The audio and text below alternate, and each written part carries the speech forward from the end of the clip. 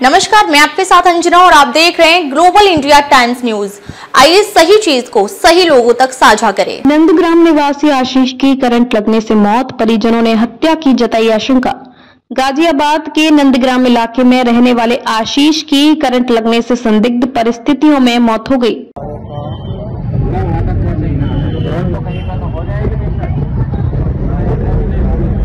आशीष ने 4 दिन पहले ही मुरादनगर में एक कन्फेक्शनरी की दुकान खोली थी। शनिवार शाम करीब 8:30 बजे दुकान की मालकिन ने देखा कि शटर खुला नहीं है और आशीष नजर नहीं आ रहा। उन्होंने अपने बेटे को शटर चेक करने को कहा। जब बेटे ने स्वेटर से हाथ लगाकर शटर खोलने की कोशिश की तो उसे जोरदार करंट का झटका लगा। किसी तरह जब शटर खोला गया तो देखा गया कि आशीष दुकान के अंदर फ्रिज से चिपका पड़ा था। इस वक्त हम मौजूद हैं जहां पर आशीष की दुकान थी। ये उसके मकान मालिक हैं। एक बार आंटी जी, क्या हुआ था उस वक्त? जस्ट कैसे आपको पता लगा इस हादसे का? हमें डाउट हुआ ना, मैंने कहा आज कहाँ चला गया वो जी। मैंने कहा तू एक बार देख ले, ताला भी ना लगा हुआ, ताला इसका नहीं लगा हुआ था, तू ताला डाल दे इसमें। लगभग क्या समय हो रहा होगा वो? वही 7:30 से 8 के बीच जी, यही समय रहा होगा। किसने शटर उठाया था? क्या मैंने अपने बेटे से उठवाया शटर। ये मैं यहाँ खड़ी थी खुद। ठीक है। और जैसे ही वो चिल्लाया करंट तो उसे भी लगा, स्पार्क सा हुआ। क्या हुआ एकदम? शटर में करंट आ रहा था उसमें? शटर में भी करंट था जी। बस उसके बाद में चीख निकली हमारी, तो दुकान वाले भी आ गए हमारे पास, पड़ोस के भी सब।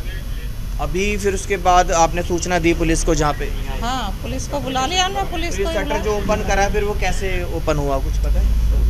लॉक नहीं लगा था ना। लॉक नहीं लगा हुआ था। लॉक नहीं लगा हुआ था। अभी जैसे करंट लग रहा था उस टाइम पे किसी ने ओपन करा होगा। किसी ने तो ओपन कैसे करा? बेटे ने ओपन करा है।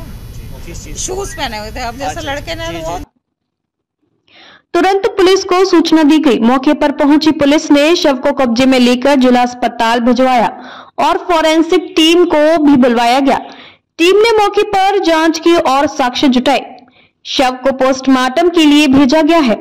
घटना की जानकारी मिलने के बाद आशीष के परिजन मौके पर पहुंचे। उनका कहना है कि यह सिर्फ करंट लगने की घटना बल्कि साजिशन हत्या है।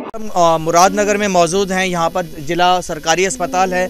यहाँ पर आशीष नामक व्यक्ति की मौत हो गई है। मौत का कारण अभी स्पष्ट रूप से पता नहीं है। उसके परिजन हमारे साथ हैं। एक बार कैसे आप लोगों को खबर लगी कि आशीष की मृत्यु हो गई है? शाम को 8 बजे हमें फोन गया है उनके पापा के फोन पे, आशीष के फोन से।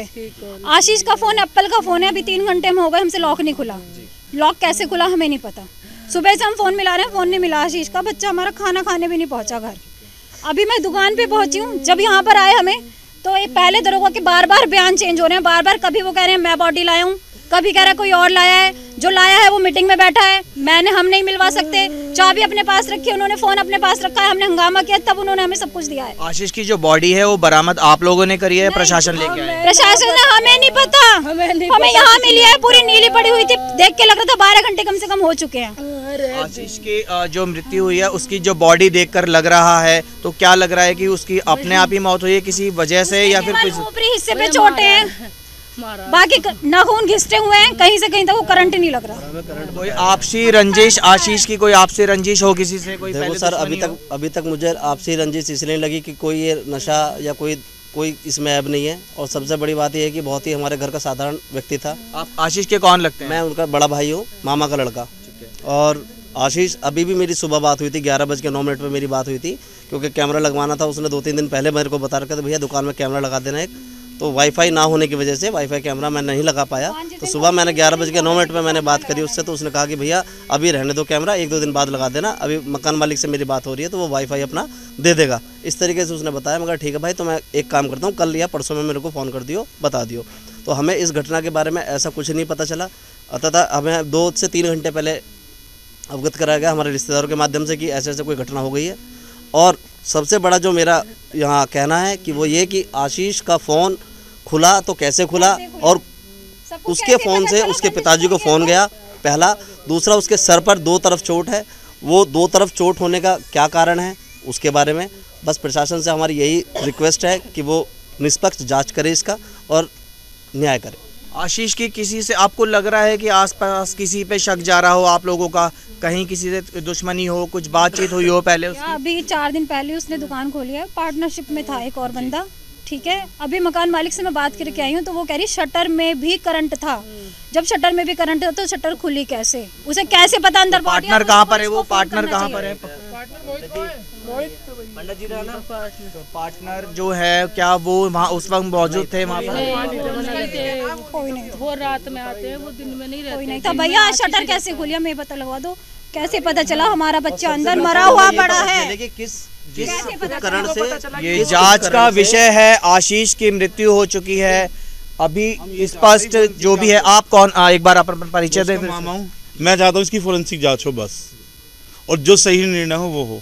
आशीष की फैमिली फॉरेंसिक जांच की मांग कर रही है। जांच का विषय है एक लड़का जो सुबह अपने घर से अपने काम के लिए निकलता है और शाम के टाइम प्रशासन इनके परिवार को ये खबर देता है कि आशीष की मृत्यु हो गई है आशीष के फ़ोन से, जबकि एप्पल का फ़ोन है। परिवार का कहना है एप्पल का फ़ोन है, बिना आशीष के वो नहीं खुल सकता था, लेकिन उसके फ़ोन से फ़ोन आता है फैमिली के पास। ये भी एक संदेह का विषय है। ऐसा क्यों? आशीष की मृत्यु का कारण क्या है, क्यों है, किस तरह से उसकी बच्चे की मृत्यु हुई, तो ये जांच का विषय है। एक बार दिखाना चाहेंगे आशीष की बॉडी यहाँ पर पोस्टमार्टम के लिए लेके जा रहे हैं। प्रशासन यहाँ पोस्टमार्टम की तैयारी कर रहा है। देख सकते हैं आप, ये आशीष की बॉडी है और पोस्टमार्टम की तैयारी कर ली गई है। बहरहाल जांच के बाद, पोस्टमार्टम की रिपोर्ट आने के बाद ही क्लियर हो पाएगा कि असली यहाँ पर